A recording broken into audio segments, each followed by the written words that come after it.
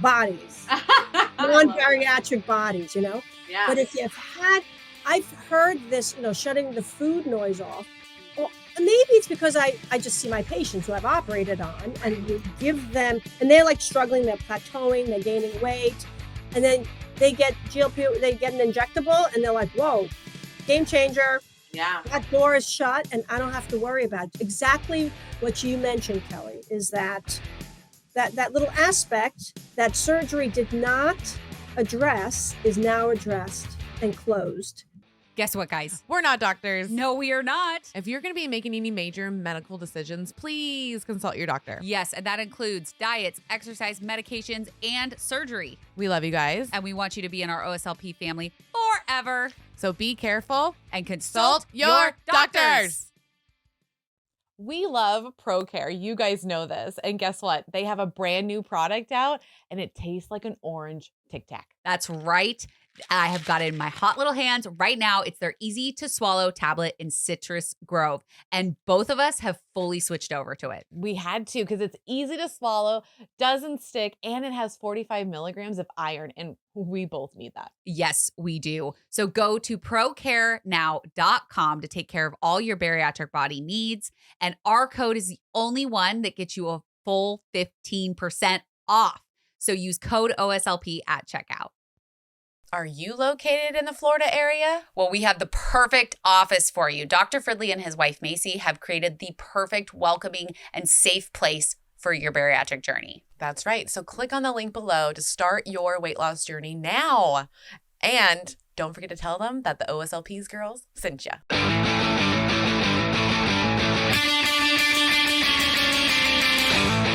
Welcome back, OSLP family!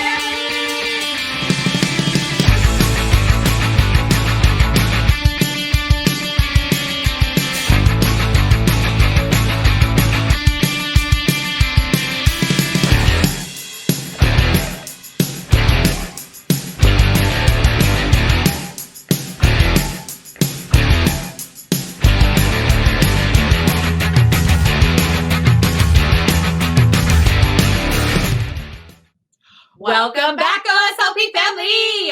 Welcome, welcome. You are listening to our Sleeve Leg Podcast, and this is Kelly. This is Maha.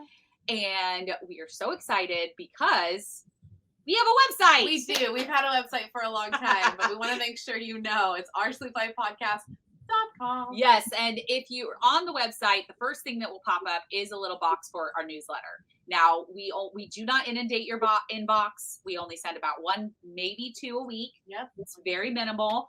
But you definitely want to be in the know of all the things we have going on behind the scenes. So make sure that you sign up for the newsletters. You do get a free ebook.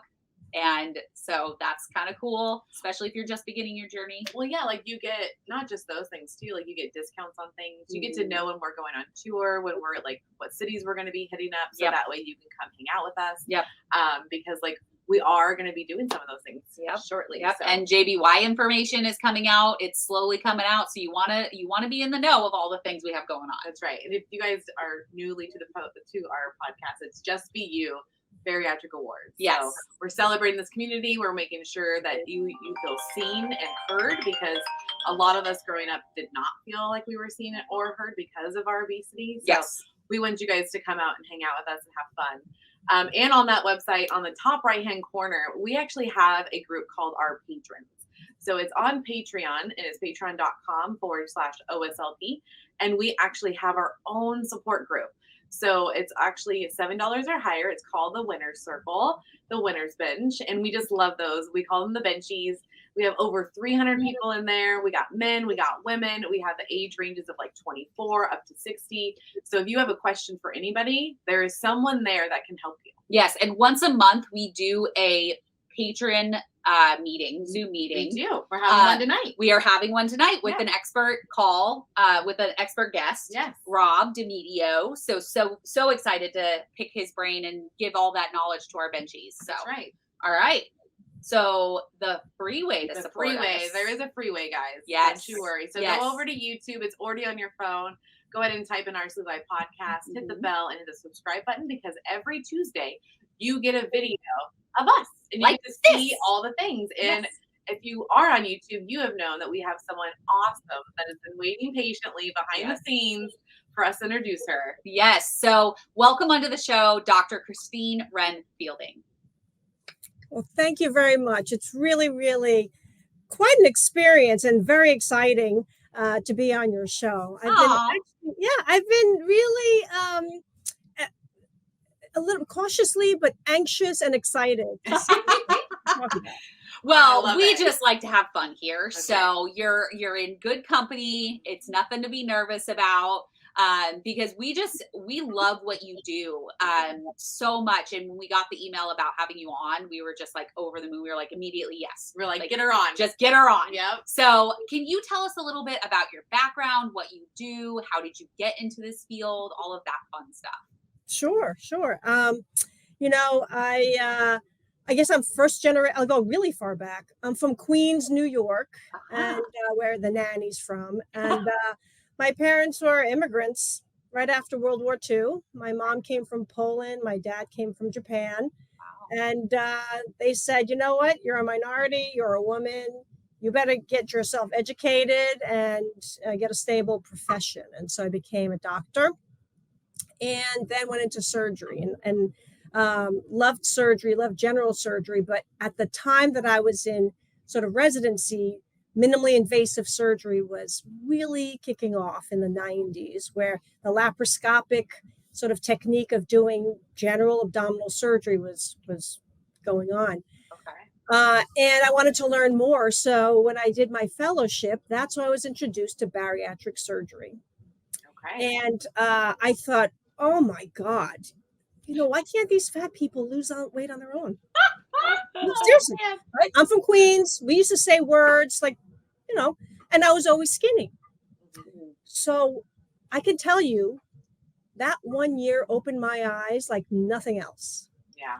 And that sort of mean skinny girl learned a lot because of the ignorance that I've always been surrounded by in terms of weight and the chronicity and the difficulty of the obese condition. Yeah. That it is physiologic, and when you try to lose weight, the body just fights back to preserve it at its present weight. So what happened? I was out probably my third day of my fellowship, which is extra training after my surgical residency, and I walk into a room, and there is this blob of a woman. She's sitting there with her hospital gown. She's got some rag on her head, and she looks sad, and she's got glasses. How are you doing? How's your good? She had a gastric bypass surgery, because at that time in the 90s, all you did was gastric bypass. Right. Yeah. And so she was, had a weak smile, and okay, good. 3 months later, I'm in the clinic and I'm seeing patients, and this woman comes in. I'll never forget it. She looked like she was 5'10", a bright orange dress, sleeveless. She's got the brunette haircut. She's got sunglasses, lipstick. She goes, Dr. Ren, don't you remember me? And her name was Aviva or something. She goes, it's Aviva. I'm like, what? She goes, look, how do I look? I said, oh my God, you look amazing. She was, in 3 months, she was down 50 pounds. Nice. Her high blood pressure was improved. Her diabetes was improved, but she was walking straight. Her shoulders were back. She had makeup on, and she was smiling. And I thought, holy cow, what have I been missing this entire time? Yeah. It's not just about the weight, it's the confidence, because I like how you said that, like, she came in and she was confident. She was wearing this bright color, and like, you really didn't even recognize her because of the difference of feeling so down to like being like this radiant woman. Yeah, but her whole demeanor changed. Yeah, I love that. That is the correct term. She was radiant. And I thought this is a wonderful, wonderful thing to do for a person. And so eventually that was really what made me go into bariatric surgery. And, in 2000, it was sort of like the beginnings. Then the lap band became available, and that was very exciting because, at the time, gastric bypass still continues to be an excellent operation, but people are scared to have it. And I think that prevents people from getting help because of fear. Yes. So when the lap band was FDA approved in 2001, that opened the door to many, many people accepting surgery as a 21st century medical technology to help lose weight. Yeah. And so that came on board. We did great with that. And then the sleeve now is taken over a little bit because it's bariatric surgery has been destigmatized for the most part, more than before. It still has, I think, carries a stigma, which prevents people from seeking help.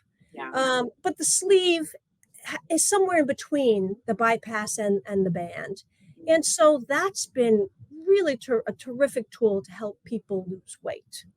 And so I got into this saying, you know what, I want to help people. There was no bariatric surgery program here at NYU in Manhattan. So I was, had one room and I was, seeing patients and operating, but all of a sudden I became so busy because there was such a need. And, who do you go to if you want surgery? Well, whoever your family went to or your friend went to. So the word of mouth really quickly spread. There was really no strong internet presence.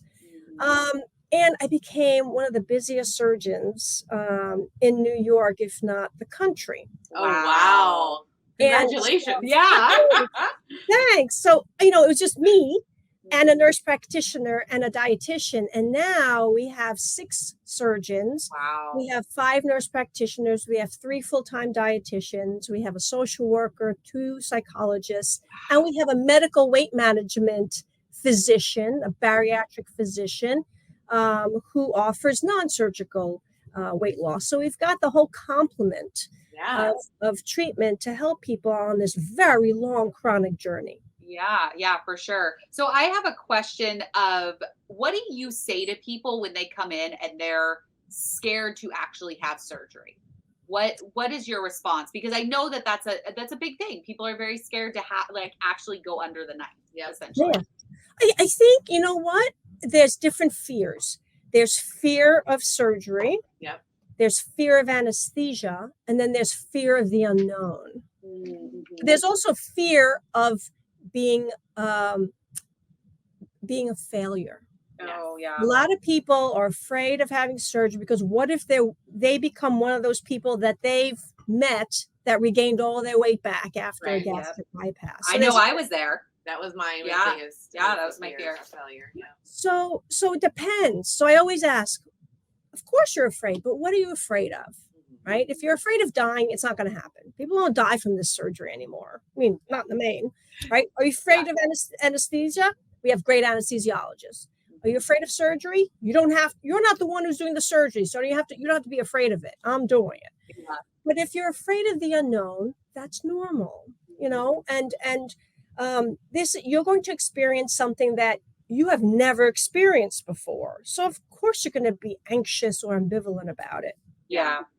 If you're afraid of failure, well, you all might be asking yourselves, why do these girls love Just Meat so much? Well, we're going to tell you. Yeah, because so much freaking flavor, guys. Yes, it is insane.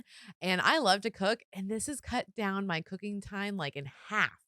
Literally the meat part, 2 to 3 minutes. Who doesn't want that for cooking? And I love, love, love the fact, as a single person, I can cook 1 pack and eat that for the rest of the day, the rest of the week. Yeah. The rest of the week, people. And I love that it comes straight to your door. I don't have to go to the grocery store. I don't know about you, but I don't like going to the grocery store. No. So having this delivered is ultimate. It is ultimate. And you just go to justmeats.co, pick out all your different flavors. Mm-hmm. You can really mix and match what you want, and then use OSLP 25 for you to get $25 off your order. Go now. Okay, guys, we are going to talk about something that we are super passionate about. They're delicious. They're easy. It is Factor, right? Yeah. So eating better is easy with Factor's delicious, ready-to-eat meals. Every fresh, never frozen meal is chef-crafted dietitian approved and ready to go in just 2 minutes. You'll have over 35 different options to choose from every week, including Calorie Smart, Protein Plus, and Keto. Also, there are more than 60 add-ons to help you stay fueled up and feeling good all day long. What are you waiting for? Get started today and get after your goals. Yeah, they've got 2-minute meals. Fuel up fast with Factor's restaurant quality meals that are ready to heat and eat whenever you are. And there's pancakes, smoothies, and more. Discover a wide variety of easy options for the entire day, like breakfast, midday bites, and more. No prep, no mess meals. You know that's my favorite. Keep going, I can clip it. So there's no prepping, cooking, or clean up needed. Flexible for your schedule. Get as much or as little as you need by choosing your meals every single week. Plus, you can pause or reschedule your deliveries anytime, guys. Factor is the perfect solution if you're looking for fast, premium options with no cooking required. Sign up and save. We done the math. Factor is less expensive than takeout, and every meal is dietitian approved to be nutritious and delicious. All right. So head to factormeals.com/sleeved50. That's SLEEVED 50. And use code sleeved50. That's SLEEVED 50 to get 50% off. That's code sleeved50, SLEEVED 50 at factormeals.com/sleeved50 to get 50% off. Go now and order them and experience the deliciousness for yourself. Seriously, guys, that's a huge discount. 50% off, so go now. Are you feeling a little sluggish? Little lack of protein? Little lack of caffeine? Well, we got the fix for that. That's right. Dive Bar Nutrition has the best protein bars. They have caffeine, protein, and they taste delicious. So head on over to divebarnutrition.com and use code OSLP at checkout. We can't predict who's not going to lose enough weight or who's going to regain it, but we can help you succeed. Right. We can set you up for success. And if you do that, and if you work with us, we can help you, and then you won't fail. You may have stumbling blocks, but you'll be healthier. And if something, doesn't go the way you want to go, we have other things. We have dietitians, we have medications, and that's a game changer now. Oh yeah, for sure. 100%. For sure. I just love the fact that your practice now has psychologists. Yeah. Because we've learned the hard way, of course, because I'm 8 years out, about to be 9 years out. And I'm actually 5 years tomorrow. You're 5 years tomorrow. Yeah. Anniversary. Thank you. And a lot has changed from 9 to 5 years with that, because I only had a 15-minute phone call. That was it. Yeah. That's all I had 9 years ago. I did a full 6 months. 6 months of once a month. Yeah. But it still wasn't enough. Yeah. So you can see the gradual it's helping, but I'm just so happy that you have it as part of it, because it is a lot of the mental game. Yeah. That messes with me. Like, I know that I identify as a food addict, because if I have cookies around, I'm gonna I get this anxious feeling and I want to have them all and don't care about how many are there. Yeah. And if I'm not on my GLP-1, I will eat all the food. Like, I will. I just will, because my brain immediately goes to that. Like, if it's in the house, I eat it. If I'm on my GLP-1, I don't. I eat what I'm supposed to eat. Yeah. But you're not on a GLP-1. I would be so curious to watch you be on a GLP-1. I know. I am too. I tried, and it was like $900 a month. I know. The cost. When it comes down, I will definitely try. Yes. Well, I mean, what I tell people also that people are overweight or obese for not the same reasons, right? For people, a food addict. So we eat primarily for three different reasons, three buckets, right? We eat because we're hungry or we're not full. Yeah. We eat because of self-soothing, emotional, and then we eat because we're bored or we're giving ourselves a reward. And surgery will only help the first reason, the first bucket. The other two reasons, we all eat for those reasons, a little bit or a lot. But after you have surgery, it'll uncover how much of the eating is emotional, self-soothing, and how much is boredom or reward. And then we can address that. Yeah. So I think multimodal therapy is how you have to approach this condition. It's like cancer. I don't want to say the C word, but No. it's like cancer, right? It's true. You don't treat breast cancer, every breast cancer the same. Mm-hmm. And, you know, my vision is that we could somehow take all of you and say, okay, let's look at your genetics. Let's look at your past history, your weight loss history. Let's look at your personality, whatever it is, Right. your background, put it in computer and be like, okay, you're this type of person. You should have this type of operation, or you shouldn't have operation. You should have a medication, or you should have neither. Like there should be a stratification. Yeah. I would like a good strategy. Yeah. That would be very, very nice. Because I know I self-soothe. So like that's my big one. And I've noticed like it's getting a lot better, but you have to be really mindful. And also I am 8 to 9 years out. So I've done a lot of work to get here to where I'm like, okay, I know I'm just doing this because I'm upset. Put it down. Yeah. Yeah. And I like how you said that we can't just say you're fat. This is what we'll do. Like, we have to work at it as a case by case basis, because sometimes surgery is the best route. Sometimes being on a GLP-1 is the best route. Sometimes just doing therapy, and like there's so many different combinations of things that you can do instead of just saying, here's the one way we do it and that's it. And what if that doesn't work for you? Then you're a failure. Right. And the thing is, there's no standardization too. I mean, there's a lot of, sometimes I think I'm like one of the few people that like thinks this way. One of the few surgeons that thinks. Okay. So it's you're right. I think it has to be tailored to each individual. Yeah. We just don't know what that is. Well, 100%. And I wanted to talk to you about the medications. So like, what kind of medications are you like allowing and prescribing, and what are you comfortable with?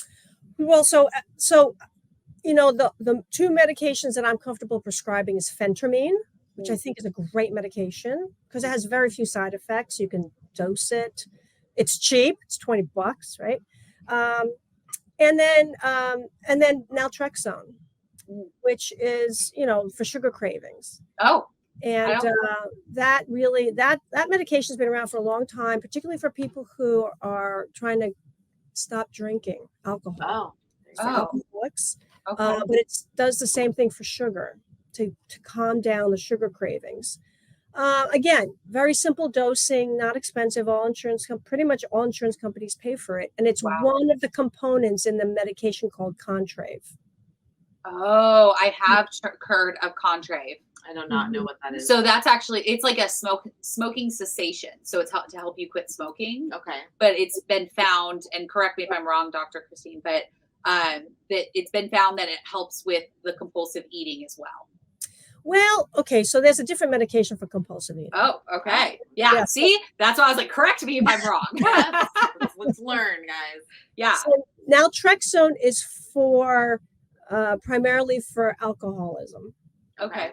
And drinking, but it does help with sugar cravings. Okay. The medication Vyvanse, which is similar to Adderall, Concerta, is for ADHD, but Vyvanse is also approved for compulsive eating. Okay. I might have to talk to my psychologist about that. You know, again, it comes in different doses. And so I don't typically prescribe the Vyvanse because I'm not quite sure how to dose it and whether it conflicts with other medications. But those are the first 3 medications that are most popularly used. And I feel comfortable prescribing the phentermine and the naltrexone. Okay. But our medical weight management team not only prescribes those medications, they may also prescribe Wellbutrin, which is an antidepressant. And sometimes when you combine it with other medications, then it can have an additive effect. Okay. And there's also Topamax. Okay. So those are sort of like the oral medications that are Okay. out. Okay. Well, Which and you I wanted, probably- and I got actually prescribed Wellbutrin, and it coincides with my Lexapro. So that way, it's like an appetite depressant. So like, I actually got an energy boost with, and then totally like. Are I you can still go taking hours. them together? Yeah, every morning. Oh, I just thought it was Yeah, the no, Lexapro. that's my Never mind.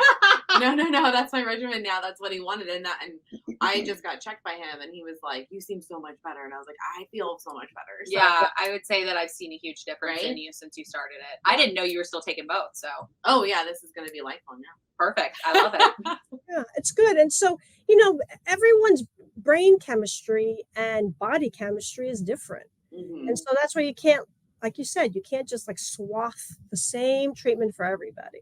Not at Yeah. all. Yeah, And for then, sure. of course, there's the GLP-1 agonist, which I don't prescribe because it's a little bit too complicated, and it requires screening. It requires education on dosing, side effects. So I have a team of nurse practitioners and a bariatric physician who really have an excellent handle and can answer a lot of questions about what are the side effects, what are the long-term complications. And I think Mhm. that's the most common question I'm getting so far is, what are the long-term side effects, and is it dangerous? Those are my two questions. Yeah, because we actually discussed this of like it's so new. Well, with Dr. Fridley, we Yeah, talked about it. We did, And he goes, "I understand your concern, Mel, and I am looking into it because that's one of the first couple of questions yeah, I because have." it is new. I said, okay. It's a brand new medication, and so we Yeah. don't know exactly what it's going to be like in 15, 20 years.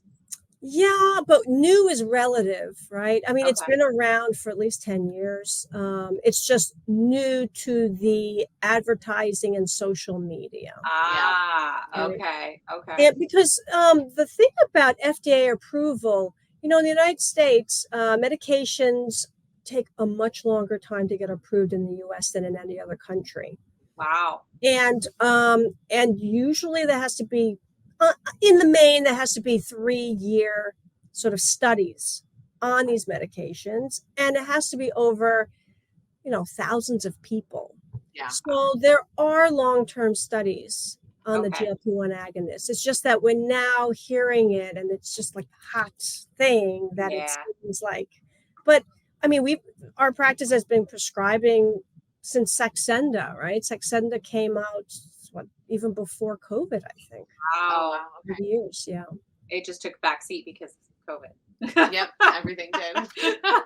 And also because instead of a daily injection, there was a weekly injection. Oh, The okay. Saxenda is a daily injection. Wow. Victoza is a daily injection. But the weekly form of Saxenda is Wegovy. Oh, okay. And the weekly injection of Victoza is Ozempic. Ah, okay. It's cool. It's making sense now. Yeah. It's making sense now. So when it became a weekly injection, it was very, very attractive to people because it's not like a daily thing you got to do. And then, all the famous people sort of got a whiff of it, and then they're like, oh, shrinking. And then, glamour, it became very, very glamorous. Yeah. I will say for me, it shut off that food noise completely. Very common. That's a very common side effect, which is wonderful. Yes. But it doesn't work on everyone. Oh, okay. It doesn't work on everyone. And I have to tell you that the people it doesn't really work on are people who haven't had bariatric surgery. Oh. Shutting off the food noise. It doesn't shut off the food noise as powerfully in virgin bodies, non-bariatric bodies, Yeah. But if I've heard this, shutting the food noise off. Maybe it's because I just see my patients who I've operated on, and we give them, and they're like struggling, they're plateauing, they're gaining weight, and then they get they get an injectable, and they're like, whoa, game changer. Yeah. That door is shut, and I don't have to worry about it. Exactly what you mentioned, Kelly, is that little aspect that surgery did not address is now addressed and closed. Yes. Yeah. And I mean, I love, like, I did not know that it didn't work as effectively in a non-bariatric body. And that is just like, it blows my mind just thinking about it, because I've always, from the beginning of us starting to do research on GLP-1s and talking about it and me being on one, I always said, I see bariatric and GLP-1s working together. Yeah. I don't think it will work as effectively if you just do one or the other. I think they need to be working together. And It proves it. And it proves it. Plus, that it does not work as effectively in a, like you said, virgin body of bariatrics, a bariatric virgin body. There we go. They're the normies. The normies. The normies. The normies. Yes. Yeah. So I think that age old question is like, what does GLP not work on? Well, it works, but not to the extent. Correct. Not to the extent. Exactly. Well, and I didn't even know that other people were having food noise. Yeah. Like, I didn't know that like me and Kelly talked about it a lot, because I realized like, that's what it is. Mm-hmm. And then I've talked to like a couple friends, and they're like, I don't think about food like that. Like, I don't think about it all day. It could be sitting there, no problems. And I'm like, what? Mm-hmm. I wish I had that. Yeah. And so, like, since I've had bariatric surgery, I definitely should get on the GLP-1, because it seems like it would do really well for me. Because I have regained, and I bought the stand-up desk, so I'm doing that, and I'm going on walks more and trying to intervene with just, exercise and trying to eat better again and whatnots. But I do think that it's important to tell people that it is okay to use these medicines. That's what they're there for. Yeah. It's to help battle obesity. Yep.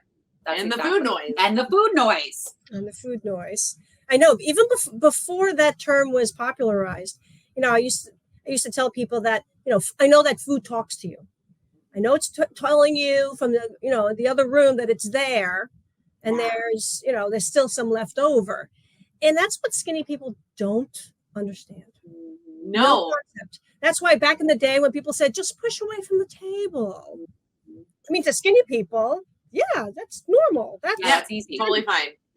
But if you have a completely different thing going on, and physiology and whatever you want to call it, the obese and the overweight body is very different from the body that was never heavy. Yeah. I think back to talking with Jamie, and it was right after I think she had been on GLP-1s for about 3 months or so.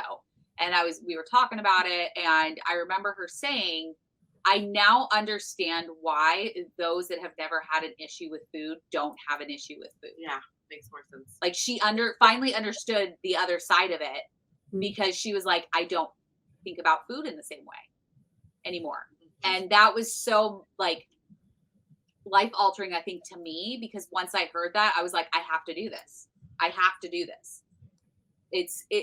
I don't think I would be doing my body justice if I didn't try this medication. So they're great. They're great medications. I think certainly the GLP-1s are a game changer. They absolutely magnify the power of a bariatric operation, whether it's a sleeve gastrectomy, whether it's a gastric bypass, or whether it's a lap band. And, I know that lap bands have fallen out of favor, but they're still around. They are. Still a lot of people who are terrified of having their stomachs stapled or cut, for whatever the fear, is based on.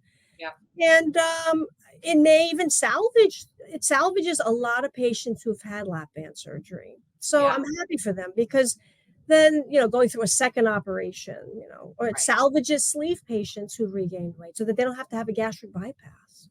Yeah.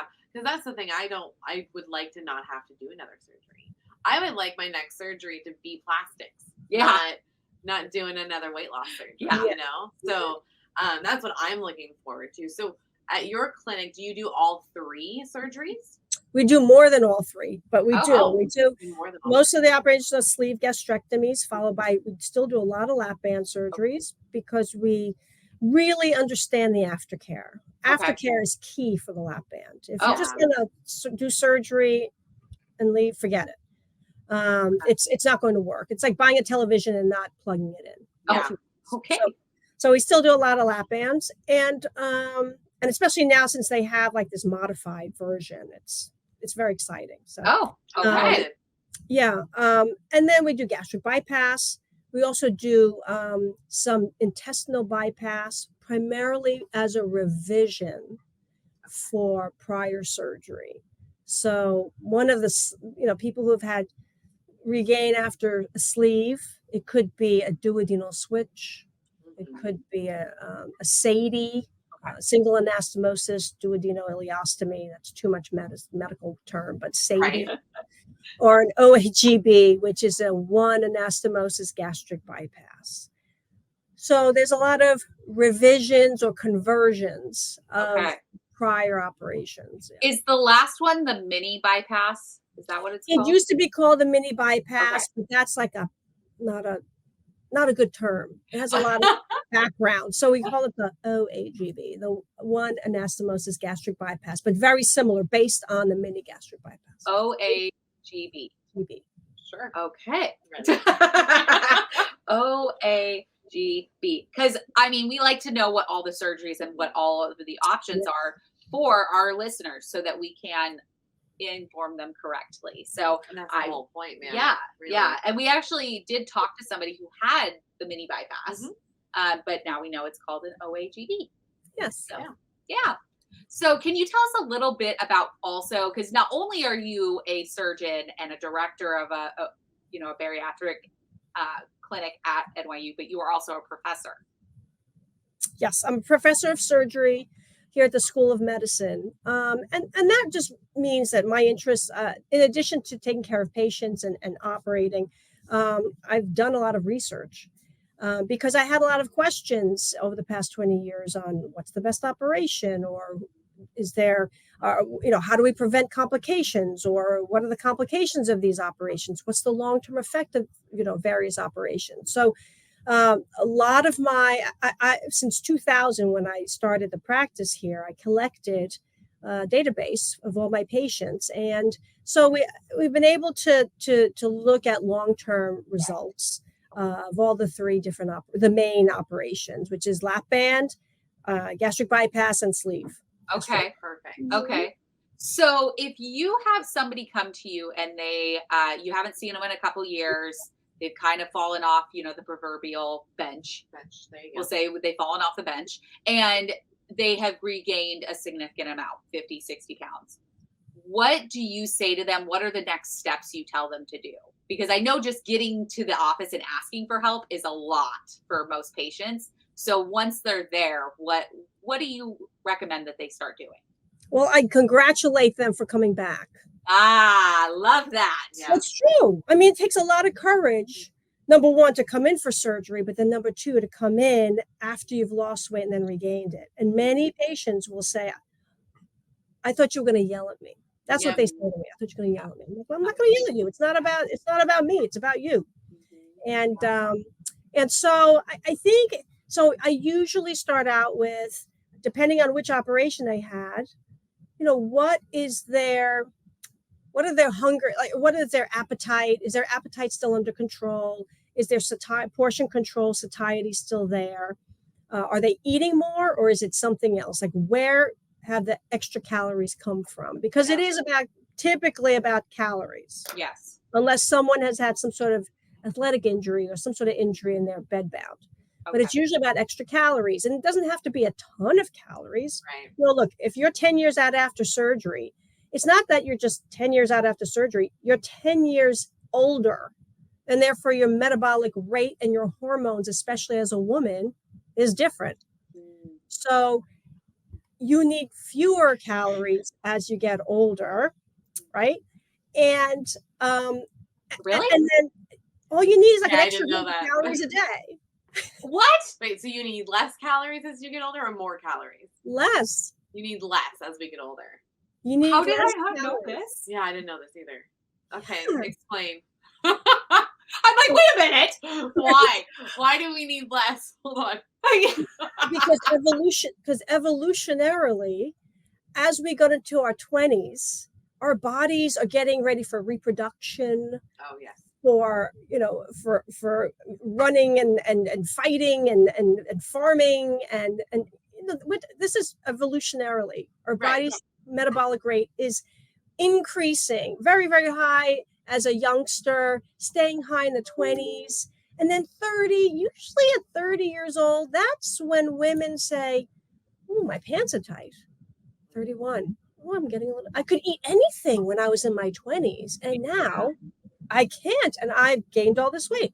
So 30s, people used to, the lifespan of human beings used to be what, 35? Oh really? Yeah, I was real young. Yeah, and that's Oh my 17 and 1400s. That's why they had so many kids, because they all died from disease, and then they died when they were younger. And so in the 30s, 40s, and then we go into menopause, especially for women, the body's getting prepared to slow down and not do so much. So It's fun. getting ready to go down the other side of the curve, if you know what I mean. Yeah. Going to the bright light. Okay, well, you know what? We'll just say we're preparing to die. But that's evolutionarily, we need less. And Okay. also, as we get older, so when we were in our 20s, it's not only physically, genetically, but also socially. When we're in our 20s, we're running around doing this. When we're in our 30s, we're a little bit more settled. We have work. We have less time to exercise and more time to reward ourselves with either it's a meal or a glass of wine, or sitting in front of the TV with something really yummy that rewards us. And then you get into the stressful part of your 40s and 50s, because whether it's kids or with job related, whether it's your partner cheating on you, something's happening, your parent dying. I mean, then you have more stress. So the calories tend to increase. The intake of calories that we take in tends to increase as we get older, but our requirements are going down. This makes a lot more sense. It makes so much sense. And because I got surgery at 26. Yeah. I heard you be like, oh. Yeah. So I'm 37. Yeah. So I definitely need to lower calories. And increase activity. And increase activity, and definitely get on a GLP-1, because my metabolism's slowly going down. Yeah, and I think it's interesting because you don't really think of it in that way when you've had regain, especially long term. Yeah, mine happened 2 years in, so I know exactly what happened. Mine I got divorced. Literally started the last 2 years. I'm up 40 pounds. And I mean, I've had some crazy life things that have happened. 100%. Not gonna lie, some wild stuff. We cannot make this stuff up, guys. We can't make it up. It's insane. These things happen to us. But this makes me feel more comfortable, because now I know it's also just a body chemicals and things that are happening because I am aging. And I think it's important for our listeners to know that if you have had surgery, more than 5 or 6 years ago, you're in a whole different area of your life and your age. I'm floored. I know. I'm floored. I don't even know what we were talking about before.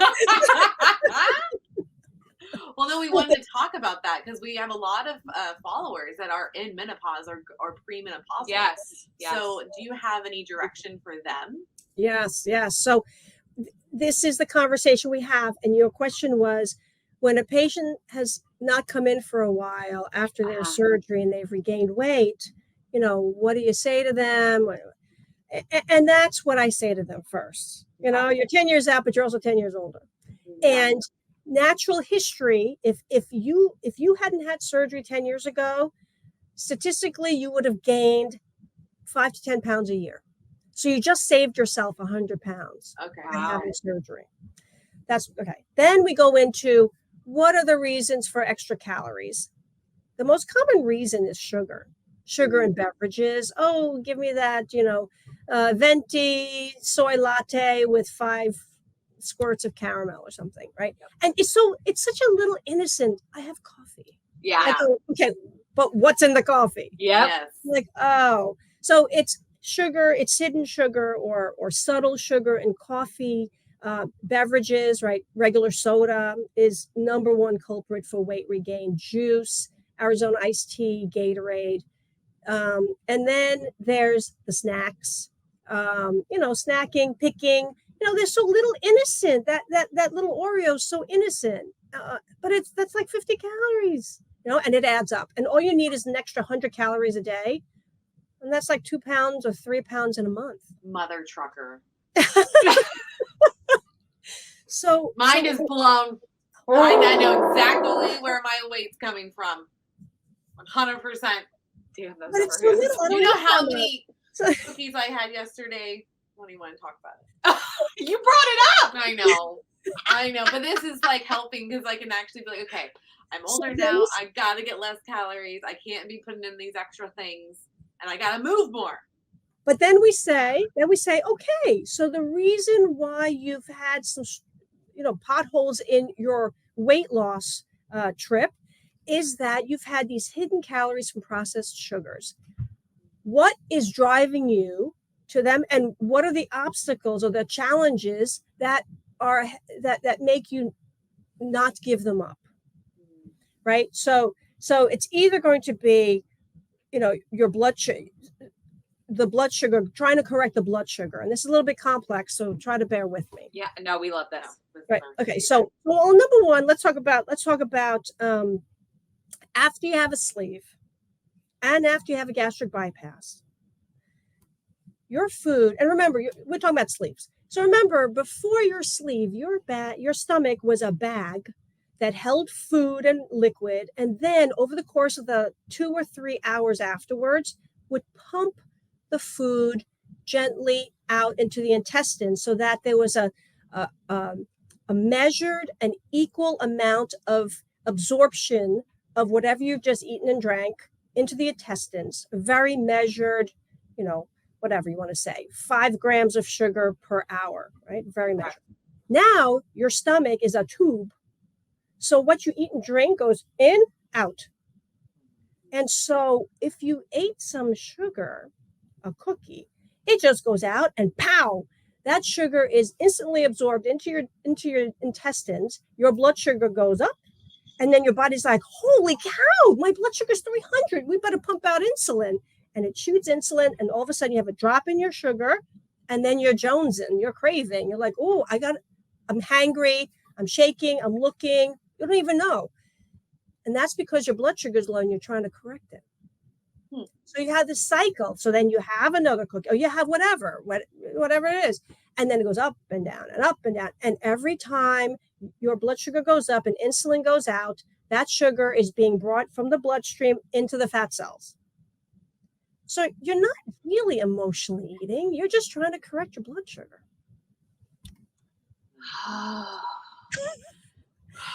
It's good. I like knowing all this stuff, guys. Take this to heart too of what she's saying, because I am like the perfect example of what has happened right now. And that's one of the reasons why GLP-1 agonists will work for you, because it will slow down the emptying of the cookie out of your stomach, and it will modulate your blood sugar. And so you won't be trying to correct it. And that's the food noise. Someone get me a GLP-1. I have told you. I know. I tried. I know. I just wish that my things. camera had been on you, because watching her like this is Mel realizing what is going on in her body. Yep. I envisioned it. I literally envisioned the cookie and it dispersing into my body, and then now I have extra fat. That's exactly what I pictured. Now I have extra fat. Yeah. That's basically what it's doing, right? Yes. Yeah. You got it. Sounds a bitch. I know. So that's why I say, you know what? Don't start your morning with sugar.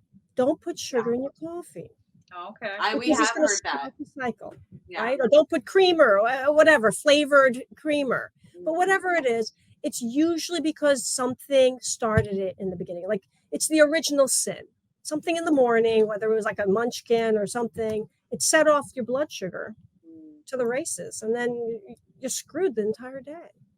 It's like, here we go. Yeah, because I'm thinking my creamer. I put creamer in my coffee now. Yes, you do. But it depends on what kind of creamer it is. So if it's flavored creamer, it sure has sugar in it. 100% flavor. Oh, I love it. shoot. Because I've been telling our patrons and people for a long time, just have a glass of water when you wake up.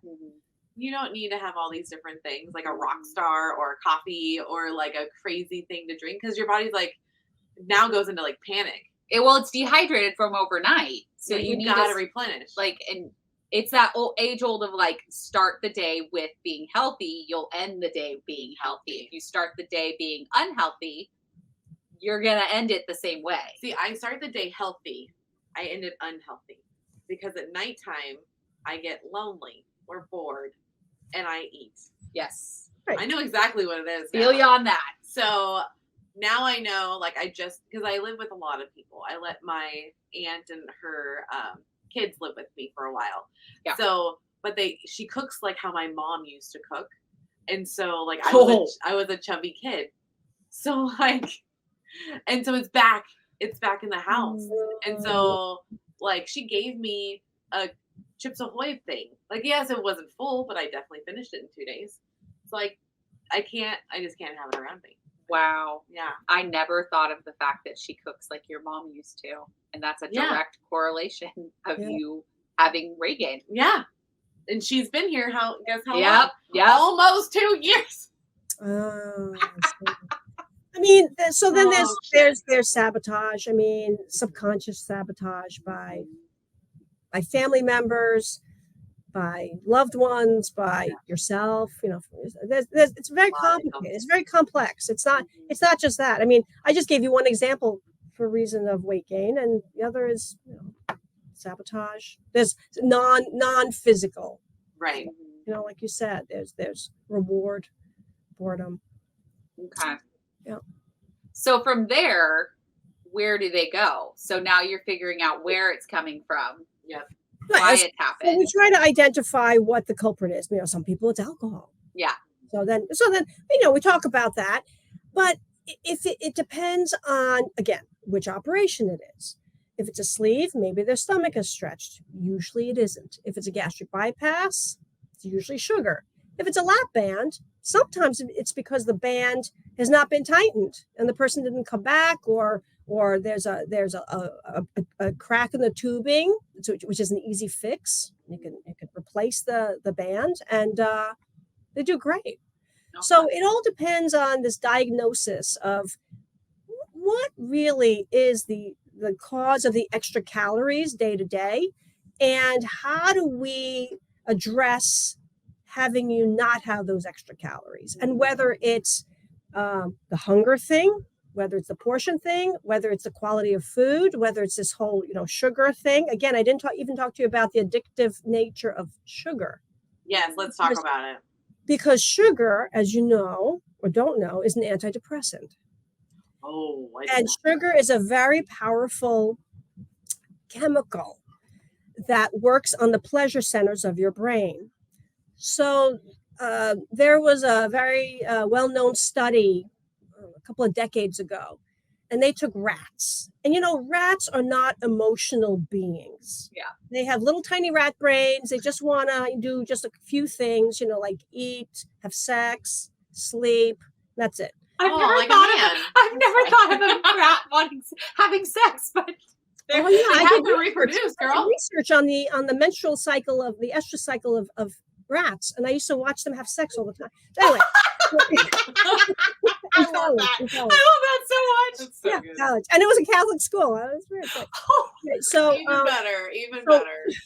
So rats, if you give rats the option of rat chow, which is very nutritious, and cocaine, they'll always go for the cocaine because it's so powerfully stimulating the pleasure center that they can't get it. They're eating, and they'll starve to death before they stop eating the cocaine. Wow. Because their hunger is whatever. So cocaine is very powerful. If you give the same rats a bowl of cocaine versus a bowl of Oreos, they always go for the Oreos because the sugar has the same pleasure effect that cocaine is. But in addition to that, when the sugar from the Oreos go into the fat cells send a second hormone, happy hormone, to the brain. So it's double. It's a double. It's a double effect. So that's I had why, no idea. yeah, that's why when people say, I say, why'd you gain weight? Oh, this one died. I'm under stress. I'm like, what does stress have to do with gaining weight? Yeah. Skinny girl, right? What does stress have to do with weight? Mm-hmm. But it's the self-soothing antidepressant properties of sugar that person's trying to tell me. I've been really sad, I've been really stressed, and I've been self-medicating with sugar. And as a byproduct, this sugar is making me gain weight. Mm-hmm. And with sugar, like cocaine, I don't know if you've ever known anyone who's a drug addict, but you usually need more and more higher dose in order to get the same high. Yeah. And then when you drop, you get Jones. It's the same thing with sugar. You need more and more of the cookies to give you the same effect. So and then if you stop all sugar, after 2 or 3 days, you will detox. You'll go into the withdrawal. You'll withdraw. You have, I don't know if you had to do your liquid diet before surgery, but the first 2-3 days are horrible. Headache, cramping, hangry, the whole 9 yards. And then you come out of the fog and you're like, wow, this is amazing. Mm-hmm. Because you're in a sugar fog. It's a really powerful chemical that's like a drug. Well, and you hear a lot of patients after they have surgery say, the fog is gone. Mm-hmm. Yes. I can think way better. I have more energy. And I remember saying, people, you're going through a sugar detox. I didn't realize the extent of that. You really are. Yeah. And you're having all the side effects of a withdrawal. Yeah. So I mean, I believe I went through that. I get a little mad because we've been told as that food a food addiction technically isn't a thing, but it meets all the criteria for an addiction. And now that I know that it's an antidepressant and it makes you happy at the same, it's doing a double effect. Yeah. There's no way in hell it's not an addiction. Yeah. We're addicted to sugar. That's what it is. Right. It's not a food addiction. It's a sugar addiction. Because most of American food has some component of sugar in it. Yeah. That's what makes us buy it. I remember this conversation with Lydia Alexander. Mm-hmm. So she's in obesity medicine too. And she was saying that companies are putting even low doses of sugar so that way you come back to it. 100%. And I'm like, wow. Oh yeah. The sugar lobby is so powerful. The sugar lobby is so powerful. There's an amazing book out there called The Case Against Sugar. I read it a couple of years ago, but it's incredible. In 1857, there were 3 cases of diabetes. Okay. Because no one was heavy and there was no sugar around. Right. So now it's a disaster. It's insane. Mm. Wow. Well, and they shame us for being overweight, and then we get scared to even have a surgery because we think we might fail, but we need this surgery or we need that medicine. And then if we get those, we're shamed all over again for wanting to help ourselves, even though they're the ones doing it to us. Correct. Oh yeah, it's terrible. It's so tragic. It's sad. Oh my gosh, I can't. Yeah, this is why we love having people like you on, Dr. Christine, because we just want to keep learning, and there's just so much to it. Yeah. Obesity is a disease, and there's just so much that goes into it. Yeah. Yep. Well, and I think a lot of us are have battled or will battle regain. It is kind of it's what's going to more than likely happen to you, whether it's in a small amount or a big amount. It's not if, it's when. And I think having a plan for that is the best thing you can do early on. Absolutely. Because your body, you don't even know it, but your body's doing all sorts of things biochemically and everything to try to sabotage you and gain the weight back. And so it has to be on your radar for the rest of your life, because there's no such thing as curing your obesity. It's not. We haven't found that yet. Yeah. So there's a lot of different mechanisms that the body creates and accommodates and strategizes to have you fill those empty fat cells up. Wow. Yeah. So is there anything that you would like to address that we haven't asked yet? I think that regardless of, I think the utilization of bariatric surgery is so dismal. I mean, less than 2% of Americans actually have bariatric surgery. Yeah. Need it. Yeah. And now I understand that some states have terrible insurance, policies and they don't cover it, but there are millions of people who have insurance coverage and they won't have surgery because they're shamed. They think it's the easy way out. And shame on the public and family members and friends for shaming people for wanting to help themselves and use 21st century medicine and surgery. So that makes me sad. And I think that if a person uses anything to help themselves to lose weight, that's a win. Yes, use medications. Who cares if you get Ozempic face? Who cares? Just lose weight, or have a lap band. Okay, social media has been trying to kill the lap band for several years now.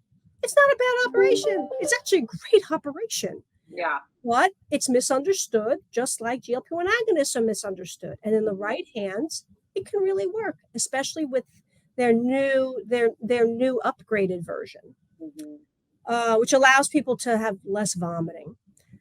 If it's a sleeve, okay, it's a sleeve. So start. I think you should start easy, low, and then if that doesn't work, it's okay to have a gastric bypass. It's not a sign of failure. When someone has high blood pressure, when someone has diabetes, you don't just give them insulin. You give them metformin. You give them the glyburide. You give them this, and then the that, and the that. And then if you failed 5 of them, and no one ever says you fail. Yeah. If those 5 medications don't help you, then you go on to insulin. So the treatment for obesity needs to be non-judgmentalized. It has to be that we tried this didn't work. We need to find you something else. Yeah. I think that is well said. Like, to the judgmentalizing, if we can get that under control, then I think we would be a happier society. Yeah, for sure. I do too. And get rid of the fear of failure, that if you don't ask for help, that's when you're failing. Yeah. Yes. Because you're literally just rolling over and like letting it happen. Yeah. Like, I had a conversation with somebody in my DMs not too long ago, and she said that she's been gone from the community a long time, and she's just embarrassed. And I said, "Why are you embarrassed?" And she was like, "Well, I've gained some weight back."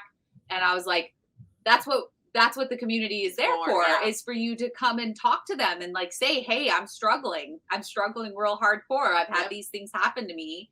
But just keeping it secret and slowly like just moving away from it, that's not helping you in any way, shape, or form. Well, and I don't want people to think it's failure, because what it is actually is a body response. So it's like, does your body respond to these meds? We've tried all of these. Now we need to do something different. Yeah. It's just like how you had to change your medicines. You got a full allergic reaction to a med. I did. It was head to toe, full on rash. Yeah. I took it to the ER literally last Friday. Yeah, I'm still a little itchy, but it's definitely better. I'm on steroids, which is why my face is big. It's not big. It is big. Dr. Christine, can you tell her face isn't big? She's never met me before. But she can tell whether it's big or not. It is big. Oh, it's not big. It feels swollen. She's taking prednisone, and she's really scared of the moon face and like gaining weight, but you're going to be on it for 5 days. I know. You don't get fat face in 5 days. Thank you. Okay. Yes, Dr. Christine. But that just proves the point of like, it's really a body response. Like, your body did not like that one. Yeah. By any means. Nope. So I stopped taking it. Yeah. So it's just like that. Like, we would just stop taking these certain meds that don't work, and then finally implement the one that does, or do a less invasive surgery for it. Well, and what I was thinking also is like, maybe that's how you need to look at like the surgeries. Like if you get the sleeve, you've regained, there's been a lot of issues with it. You're not failing. You just, that surgery didn't work for you. Yeah. And instead of failing, the thoughts of failure, just say, okay, that surgery didn't work. So now we're going to try this. Yeah. And that's Exactly. Great. Okay. Well, thank you so much, Dr. Yes, Christine, this for is being on. great. This has been amazing, mind-blowing experience So on many this. Great. mind-blowing moments. Well, do you want to tell people where they can find you at? Yeah, I'm at NYU, but if you go on to NYU, the NYU Langone website, it's nyulangone.org, and just go to the bariatric surgery division, because it's like some complicated, website name. It used to be www.nyuweightloss.org. Oh, see, that's nice. easy. Yeah. But we will have your link below. Yeah, so we'll that have it all way down there. They don't have to try to figure that out. And then, of course, guys, don't forget, we do have the website. Go over there, get your merch, and get all the goodies over there. Become a patron. Yeah. And lastly, of course, free way is the YouTube. You could have watched us the whole time while my mind's being blown and just getting mad at myself. So, don't get mad at yourself, because now you know. I know. You have the Information is information. Don't get mad at yourself. Yes, you have the information now. So- and now you have Dr. Christine, and you can be like, how do I deal with this? I You know where love to it. find me. Thank you so much for being on. I mean, Keep this up was, the good work, ladies. thank you Thank so you. much. All right. Well, we love you guys, and we will see you next time. Bye.